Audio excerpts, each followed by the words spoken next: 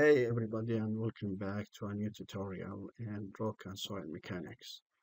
Today I'm going to talk about how to relate the Mohr circle results to those results obtained from stress equation. What does that mean? In other words, can we conclude or extract the equations of stress from Mohr circle? Yes, definitely we can. And the aim of this tutorial just to explain how we can conclude and extract this equation from Warsaw. As we know in a previous tutorial, I explained it how we can construct Mohr circle and how we can estimate the principal stress and normal stress and the different type of shear strength related to the mechanical properties of soil and rock, given some specific information. Also, based on the equation of the stress, I explained how we can apply these uh, data or information to obtain the principal stress and the maximum minimum shear strength beside to the normal stress and the shear strength at failure. Let's start with the basic and dive in some basics in mathematics. So it's very basic things. So if we have any line or any segment or straight line, we know how we get the length of this line. The length of this line is absolutely just the subtraction of its two ends. A minus B is gonna give me the total length of this line. And to determine the center of this line is gonna be just the summation or the addition of the two ends divided by 2, so we get as we see here. Regarding the position of this line, anywhere this position, we will do the same things. So it's going to be the midpoint for this line, the same thing is going to be A plus B over 2 will give me the midpoint or the center point or the value of the center of this line. And then also the length of this line is going to be the same as subtraction, the two end points of A minus B, it will give me the same. So the same concepts is going to be applied for circle. And Mohr circle, we know that if we have a circle and this is the line where we have sigma 1 and sigma 3, where the maximum stress and the minimum principal stress, where there is no shear. The shear value for this principal stress is 0. So the principal stress, based on their definition, and is just those stress where there is no shear.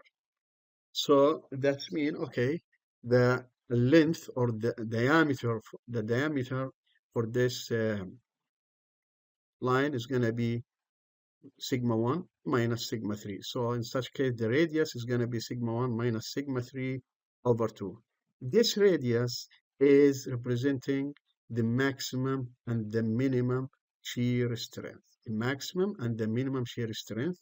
And we know the maximum shear strength is just a line will be constructed or drawn from the center point of the Mohr circle and goes up to the circumference of the circle, and this side and the opposite side is going to be for the minimum shear strength. So now we can determine the maximum shear strength. But as we know here, so only sigma 1 and sigma 3 values are still unknown for us. Only just sigma x and sigma y are known or given to us. So what does that mean? So how we can come up with this? So let's go again. And based on information that given to us, the only thing we're going to start with it is just the center of the circle. The center value of the circle, as we mentioned before, is going to be sigma 1 plus sigma 3 and divided by 2, but we don't have sigma 1 or sigma 3. So in such case, we're going to use sigma x and sigma y, because this point is the center between the two coordinates for sigma x tau x and sigma y tau yx, and at the same time it is the midpoint between the distance between sigma x and sigma y, and it is the same center point between sigma 1 and sigma 3. So the center is absolutely sigma x plus sigma y, divided by 2. This is the first thing that we will have to memorize. So now we're going to extract and conclude maximum shear strength. Maximum shear strength, how we conclude it. Okay, we know that the maximum shear strength, which is called tau max, is representing a radius of the circle. So the radius of this circle, regarding the direction of this radius, okay, so it's gonna give us like a fixed value. So tau max is equal to the radius. In such case, we have tau max like this point, this information we have, sigma x, tau xy, and the other point. So this one, sigma x and tau xy, we have this value, and we have the tau xy, the shear at xy, and we know the center point, it's between sigma x and sigma y, and this is the distance between, or the half distance between sigma x and sigma y. So since tau max, and based on Pythagoras theorem, so we can conclude that tau max is going to be equal to the root of the square of this value plus the square of this value. So now we got tau max, and then we have all these values, sigma x, sigma y, and we have tau xy. Tau minimum, or the minimum shear strength, is going to be in a negative sign or the opposite sign for tau max. Now we got tau max, we got tau minimum. Now for major or maximum principal stress, since we have, this is the maximum series, principal stress, sigma 1, and we have the center value, which is sigma x plus sigma y over 2. So we have, so tau max, we have it already from a previous, from the previous slide. So we're gonna just substitute it here, and then sigma 1 is gonna be the center value plus tau max. So the center value plus tau max. The same thing will be applied for minor principal stress, but in opposite way. I mean, in such case, sigma 3 is going to be equal to the value of the center minus tau max. And we know the value of the center, which is the same, but minus tau max, which has been already included in a previous slide. Now we're going to conclude the normal strength. Normal strength, we're going to base on right angle triangle trigonometry. And this is the center point, we have it. And this is where sigma n and tau failure. So we know this is actually sigma n. And this line presenting tau at failure. And so the distance from the center point to n actually equals to sigma n minus c. And we know tau max already, but we don't know these two values. So continue to the other slide, and based on the trigonometry, so the cosine of any angle here is going to be equals to the adjacent to the hypotenuse. And in such case, so cosine 2 theta, which is this equals to 2 theta, going to be equal to sigma n minus c, which is the adjacent side, okay, over the hypotenuse tau max. And then that's mean, okay, sigma n minus c equal to tau max multiplied by the cosine 2 theta.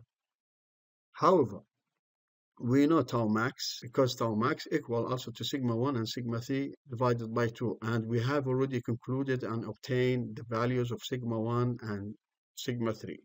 So now we're going to substitute this value,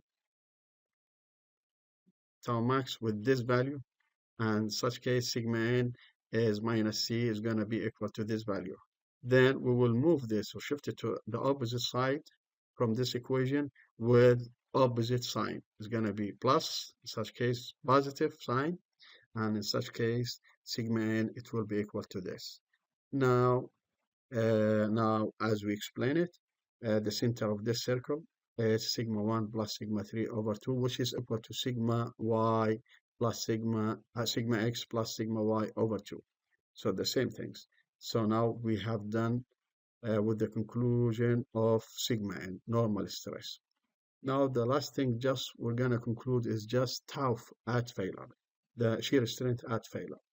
And with the same concept also, we will use the trigonometry equations as we see here, and we will conclude the tau at failure. The same things is gonna be, so the sine of this angle is gonna be equal to the opposite over hypotenuse, and in such case, so the sine to theta equals to tau at failure over tau max. And tau failure in such case is going to be tau max times sine to theta. And tau max, just to make it easier, is going to be sigma 1 minus sigma 3 over 2. So we will be substituted here and we will get tau at failure. Now, we have seen how we could conclude the stress equations for sigma 1, sigma 3, and tau max. And tau max maybe can be concluded like this, but usually because we don't have any value at the beginning for tau max, so we'll just use this equation using sigma x, sigma y for tau max and tau minimum. And then we will conclude after that sigma 1 and sigma 3, and then after that sigma n. And now we have done and explained how to relate the equations with those results obtained from Mohr circle. Hope you enjoyed and see you in another tutorial in the near future. Thank you and have a good day. Bye.